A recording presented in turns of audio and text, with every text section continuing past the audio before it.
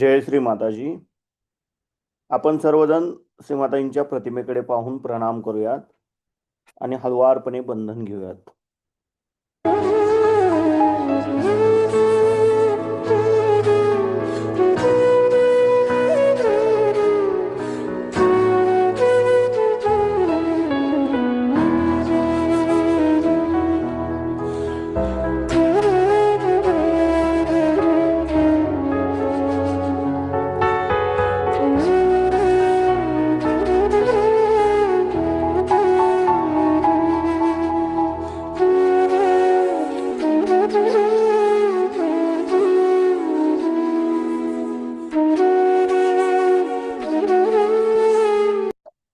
परमपूज्य श्री माताजी, आपण साक्षात श्री आदिशक्ती आहात.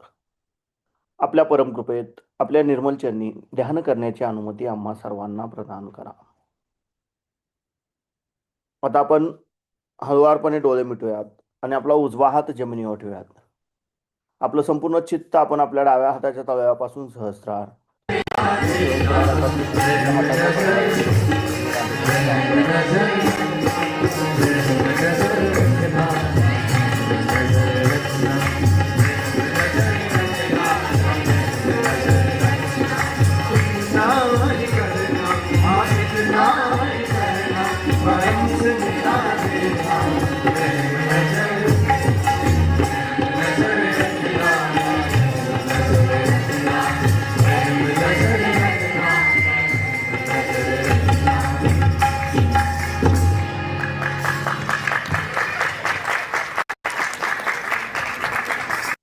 परमपूज्य श्री माताजी, आपण साक्षात श्री महाकाली आहात.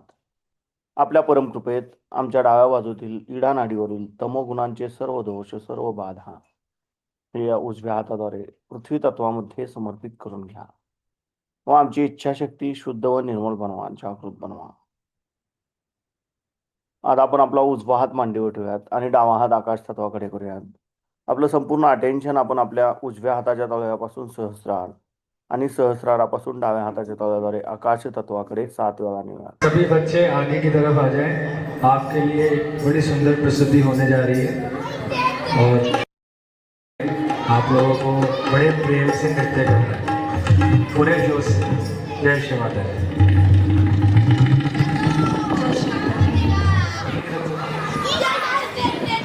जय श्री माता दी.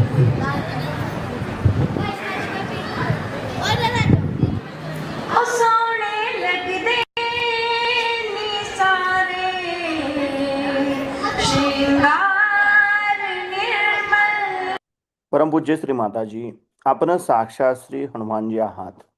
आपल्या परमकृपेत आमच्या उजव्या बाजूतील पिंगला नाडीवरील रजगुणांचे सर्व दोष सर्व बाधा हे या डाव्या हाताद्वारे आकाश तत्वामध्ये समर्पित करून घ्या व आमची क्रियाशक्ती शुद्ध व निर्मल बनवा, जागृत बनवा. आता आपण आपले दोन्ही हात मांडीवर ठेवूयात. आपलं संपूर्ण अटेन्शन आपण आपल्या मध्य मूलाधार चक्रामध्ये गोलाकार क्लॉकवाईज.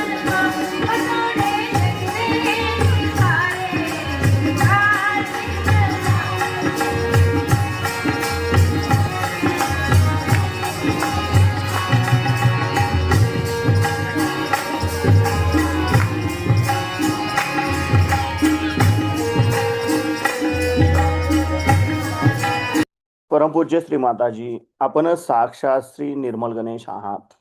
आपल्या परमकृपेत आमच्या मूलाधार चक्राच्या उत्थानाच्या आड येणाऱ्या सर्व बाधा, आमच्यामध्ये श्री गणेश तत्व जागृत होण्याच्या आड येणाऱ्या सर्व बाधा कृपा करून हे या पृथ्वी तत्वामध्ये समर्पित करून घ्या व आमच्यामध्ये श्री गणेश तत्व जागृत करा.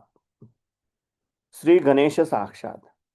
ओम तमेव साक्षात श्री गणेश साक्षात श्री आदिशक्ती माताजी श्री निर्मला देवे नमो नमः. आता आपण आपला उजवा हात आपल्या ओटीपोटावर डाव्या बाजूला दाबून धरूयात. परमपूज्य श्री माताजी, आपल्या परमकृपेत कृपा करून मला शुद्ध आणि निर्मल विद्या प्रदान करा. परमपूज्य श्री माताजी, आपल्या परमकृपेत कृपा करून आम्हाला शुद्ध आणि निर्मल विद्या प्रदान करा. कृपा करून आम्हाला शुद्ध आणि निर्मल विद्या प्रदान करा. आता आपण आपला उजवा हात आपल्या मध्य नाभी चक्रावर ठेवूयात. परमपूज्य श्री माताजी, आपल्या परमकृपेत कृपा करून आमच्यामध्ये लक्ष्मी तत्व प्रस्थापित करा. कृपा करून आम्हाला समाधानी बनवा. आता आपण आपल्या उजव्या हाताचा तळवा आपल्या नाभीच्या भोवताली आपल्या भवसागरावर गोलाकार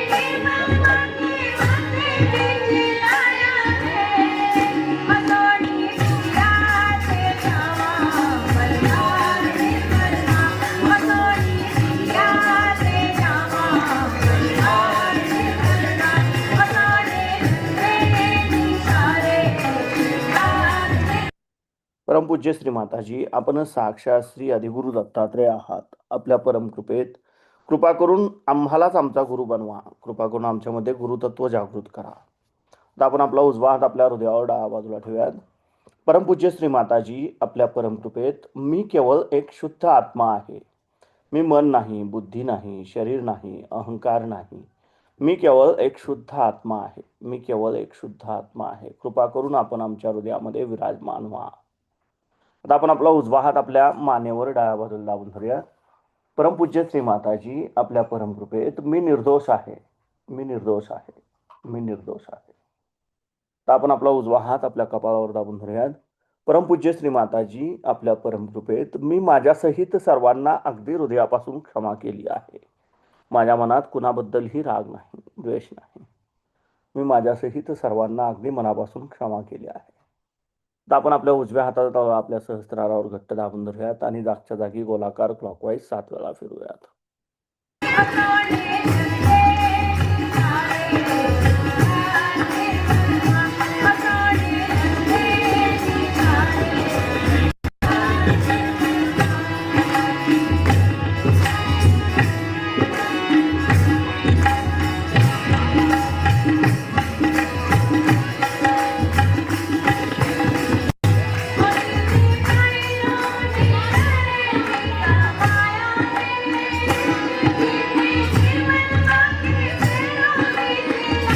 परमपूज्य श्री माताजी, आपण साक्षात श्री सहस्रार स्वामिनी आहात.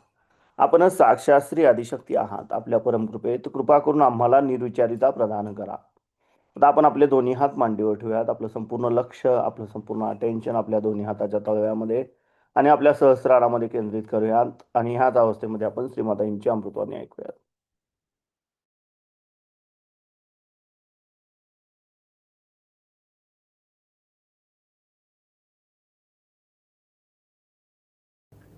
जब गणेश इस स्थिति पे आ गए कि वो अवतरण ले सके, तब ईसा मसीह का जन्म हुआ. अब वहां पर बड़ा बारी ये इंग्लैंड के लोग तर्क लगाते हैं कि इनका जन्म इस तरह से कैसे हो सकता है, जिसको कि वो लोग कहते हैं कि डिवाइन कंसेप्शन, ये कैसे हो सकता है. मैं कहती हूँ इन मनुष्यों को कितना समझ में आता है, कितनी बात समझ में आती है. क्या वो कभी सोचते भी है कि किसी बी में अंकुर कैसे फूटता है, आप श्वास कैसे लेते हैं, आपका चलन वलन कैसे होता है, आपके ब्रेन में एनर्जी कहाँ से आती है, आप किस तरह से इस संसार में आए हैं, ये सबका किसी का आपने निदान लगाया है. पृथ्वी के अंदर में, भूगर्भ में आप कहते हैं कि इसमें गुरुत्वाकर्षण शक्ति है, लेकिन वो कहाँ से आई, इस पर जरा विचार करें आप.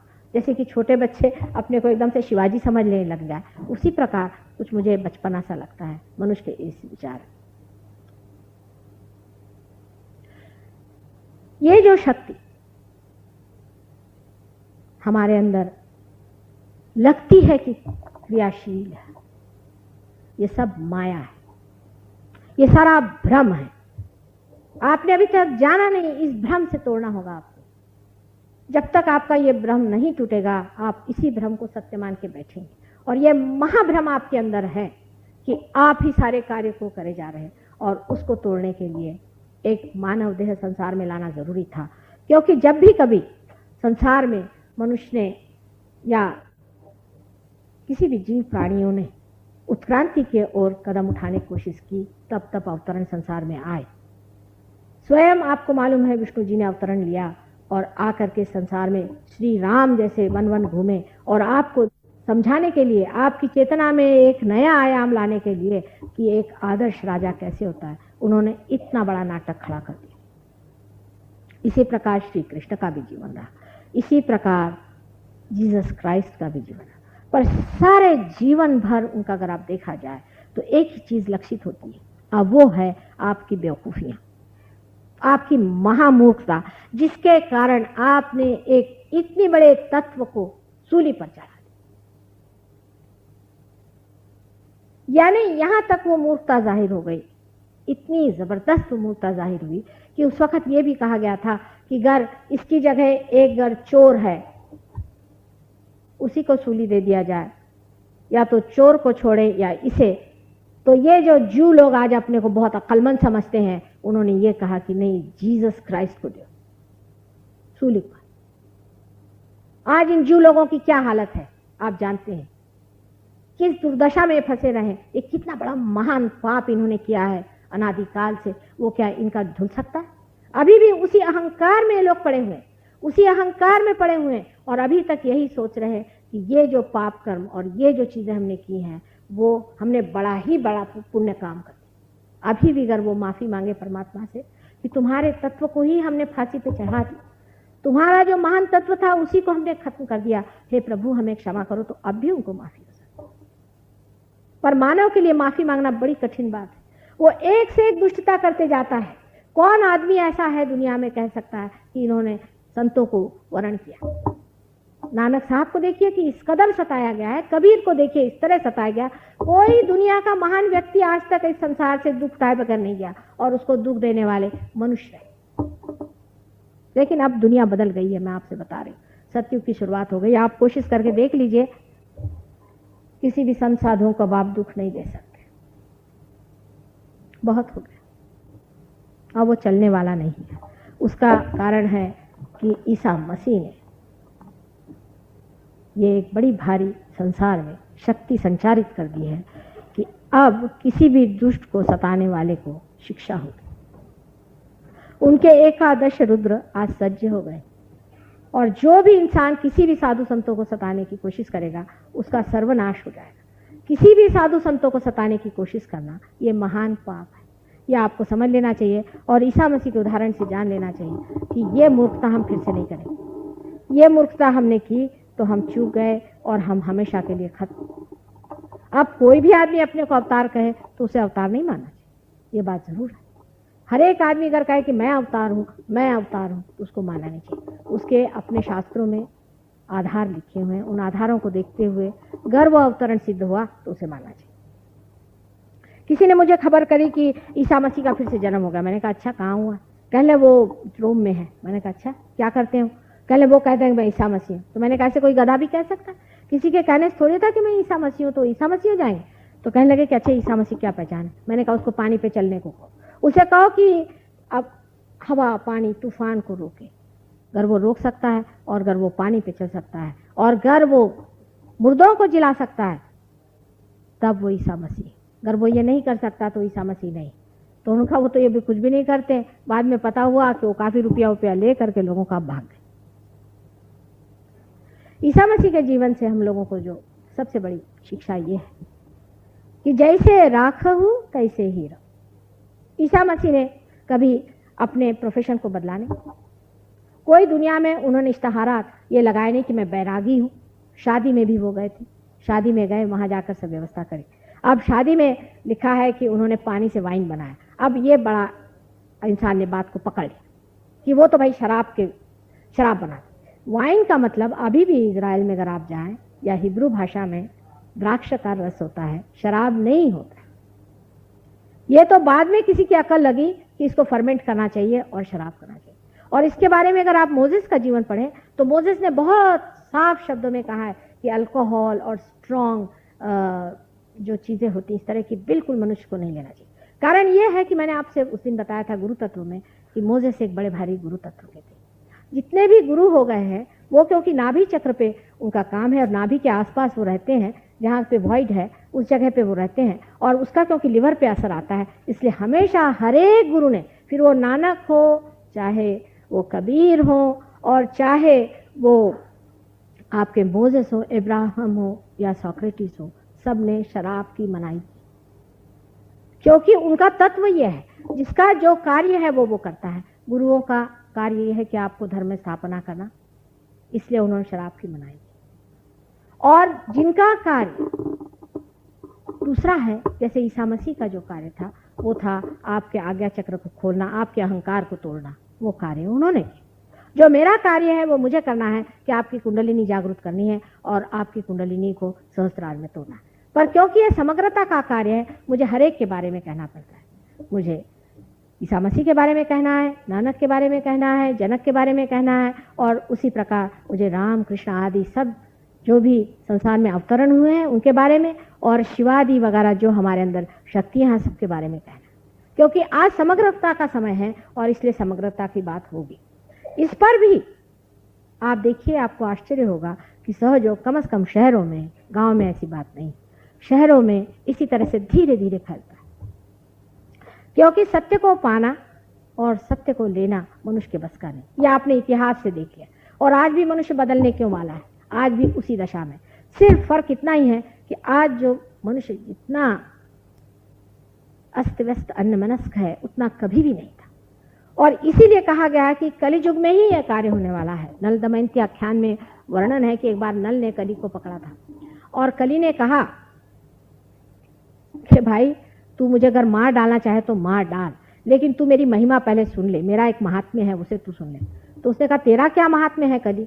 तो कली ने कहा मेरा ये महात्म्य है कि आज जो गिरी कंदरों में बड़े बड़े साधु सन्यासी आदि लोग मुझे परमात्मा को खोजते फिर रहे हैं, वो कलियुग में ही इसे पाएंगे और बहुत बड़े तादाद में इसे पाएंगे। और इसका सारा जो कुछ भी न्याय है, जजमेंट है, वो कलियुग में होगा। सहज योग यही लास्ट जजमेंट है, जिसको कि बाइबल में कहते हैं कि the last judgement of the truth. Sahaja Yoga में आने के बाद में ही आपका न्याय होता है कि आप ट्रुथ पे खड़े हैं या नहीं, लेकिन उस पर स्थिर होना चाहिए। अगर आदमी उस पर स्थिर नहीं हुआ तो फिर डिग जाएगा, क्योंकि ये सत्य पाने पर भी उस पर टिकना मनुष्य के लिए कठिन होता है। बहुत से लोग मुझसे पूछते हैं कि माँ हम कब स्थिर हो गए, कब हमें मानना चाहिए कि हम स्थिर हो गए। ये तो ऐसा ही सवाल है जैसे कि एक पानी में से निकल के आप नाव में चले गए। अच्छा, अब आप कब स्थिर हुए? जब अब आपको लगा कि आप स्थिर हो। आप अगर साइकिल चला रहे हैं शुरू शुरू में तो आप डगडगा रहे हैं, आप कब स्थिर हो गए? जब आपको लगा कि आप स्थिर हो गए। ये तो आप ही को अपना न्याय करने का है कि आप स्थिर हो गए या नहीं हो गए। जब आप स्थिर हो जाते हैं तब निर्विकल्पता आपके अंदर स्थापित हो जाती है। जिस वक्त हमारी कुंडलिनी आज्ञा चक्र से नीचे आती है तब तक हम निर्विचारिता में नहीं आ सकते। जो पहला समाधि का स्थान है निर्विचारिता, वो स्थापित नहीं होता। जैसे ही कुंडलिनी इस आज्ञा चक्र को लांघ जाती है, यानी ईसा मसीह ने जो दरवाजा हमारे लिए खोल दिया, जहां की ईसा मसीह का ही नाम लेने से, उन्हीं की लॉर्ड्स प्रेयर कहने से ही ये आज्ञा चक्र खुलता है। और वो खुलने के बाद हम निर्विचारिता के क्षेत्र में, माने डेस्टिनेशन, इसे कहना चाहिए कि परमात्मा के साम्राज्य में चले जाते हैं, जो कि लिम्बिक एरिया हमारे ब्रेन में है। उसमें यह सातों चक्र और भी जो उप चक्र हैं सारे विराजमान हैं। जब तक मनुष्य उस स्थिति में नहीं जाता तब तक उसके अंदर निर्विचारिता भी स्थापित नहीं। आज्ञा चक्र की खराबी होने का सबसे बड़ा कारण है आंखें। आंखों को मनुष्य को बहुत संभाल के रखना चाहिए। आंख बड़ी भारी महत्वपूर्ण चीज है। दूसरा उसका कारण है माथे का टिकाना। इसीलिए ईसा मसीह ने कहा था कि किसी के सामने माथा नहीं टिकाओ, क्योंकि किसी के सामने माथा टिकाने का मतलब है न जाने आप किसके सामने अपना सारा जो कुछ कमाया हुआ वो खोने वाले हैं, न जाने किस चोर के सामने अपना माथा टिकाएंगे। इसलिए उन्होंने कहा किसी के सामने माथा टिकाने की जरूरत है। आप जानते हैं कि सहज योग में भी मैं हमेशा कहती हूँ कि जब मैंने आपको कुछ दिया नहीं, आप मेरे पैर पे क्यों आ रहे हैं? लेकिन अपने महाराष्ट्र में खासकर दर्शन लेने की बड़ी बीमारी है। अगर किसी से आप कह दीजिए कि भाई एक गांव में हम गए थे, वहाँ करीबन कोई 5-6 हज़ार लोग थे, तो मैंने कहा बाबा इतने लोग पैर पे आएंगे तो बहुत टाइम लगेगा। जरा कहा कि पैर पे नहीं आइए, दर्शन नहीं लेना, तो सब लोग रूठ गए कि माता जी हमसे क्या नाराज हो गए, हमें पैर पे क्यों नहीं लेते। उस आदमी के सामने अपना माथा झुकना चाहिए जो साक्षात परमेश्वर का प्रतिनिधि है। ऐसे वैसे अरे गहरे नत्थों के सामने अपना माथा नहीं झुकना चाहिए। ये बहुत ही महत्वपूर्ण बात है। जैसे ही अपना माथा आप गलत जगह झुकाते, आपका माथा उल्टा हो जाता है। और इसी कारण आप जानते हैं कि ज्यादातर आजकल के लोगों का आज्ञा चक्र खराब रहता है। अगर आपका माथा किसी गुरुजनों के सामने नहीं झुका है, किसी महान पुरुषों के सामने नहीं झुका है आपका माथा, और अगर ऐसी जगह झुका है जो कि गलत लोग हैं, कोई गलत गुरु हैं, तो आपका आज्ञा चक्र खराब जाएगा। आंखों की जितनी भी बीमारियां होती हैं उसमें से बहुत सी बीमारियां इस कारण होती है क्योंकि हम अपना जो आज्ञा चक्र का तत्व है उसे नहीं संभालते। आज्ञा चक्र का मुख्य तत्व यह है कि मनुष्य को अत्यंत पवित्र चीजें पढ़नी चाहिए। जो कुछ अपवित्र है उसे नहीं पढ़ना चाहिए। लोग कहते हैं उसमें क्या है, हम वहां चले गए, अब हमको तो सभी से बात करनी पड़ती है, हमारा धंधा ऐसा, तो आपकी आंखें भी खराब हुई। जो चीजों से आपकी आंखें खराब होती हैं वो चीज आप क्यों पढ़ती? गलत आदमियों की तरफ देखने से भी अपनी आंखें खराब हो जाती हैं। कल मैंने आपसे बताया था कि ईसा मसीह ने एक कहा था कि आपसे कहा है कि thou shalt not commit adultery, but I tell you thou shalt not have adulterous eyes. ये बड़े जोर के साथ उन्होंने कहा कि आंख में अगर एडल्ट्री है तो आपकी आंखें कमजोर हो जाए। इसका यह मतलब नहीं कि अगर आपने चश्मा लगाया तो आप गलत आदमी। किस उम्र के बाद तो चश्मा लगाना ही पड़ता है, ये तो जीवन का नियम ही है। लेकिन आंखें खराब होने में बहुत सारे कारण होते हैं, उसमें से ये भी एक कारण है। अब बहुत से लोग हैं उनका चित्त जो है वो पूरी समय क्षिप्त रहता है, यूं इस तरह से दौड़ते रहता है। वो एक मिनट भी अपनी आंख स्टेडी नहीं रख सकते, पूरी समय आंख यूं यूं यूं यूं चलती रहेगी और उनको ये भी नहीं पता चलता कि वो आंख क्यों घुमा रहे हैं। बार बार इधर देखेंगे उधर देखेंगे, क्या देख रहे हैं परमात्मा ने। आंख पे जो सबसे बड़ा असर आता है वो आता है आपकी कार्य पद्धति का। समझ लीजिए आप अति कार्य करते हो, बहुत ज्यादा आप काम में लगे हो, अति करनी हो, हालांकि आप अच्छा ही काम कर रहे हैं, बुरा काम नहीं कर रहे हो, अच्छा ही काम कर रहे हैं। ऐसा बुरा काम नहीं है जो अपवित्र काम है, और पवित्र भी नहीं है, एक न्यूट्रल काम आप कर रहे हैं। लेकिन आप बहुत गलत काम करते हैं, बहुत आप करते हैं, बहुत सिलाई करते हैं, बहुत आगासन करते हैं, बहुत आप करते हैं, तभी आप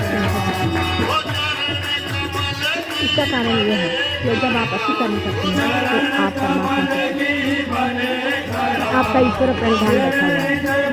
आप ईसा मसीह को भूल जो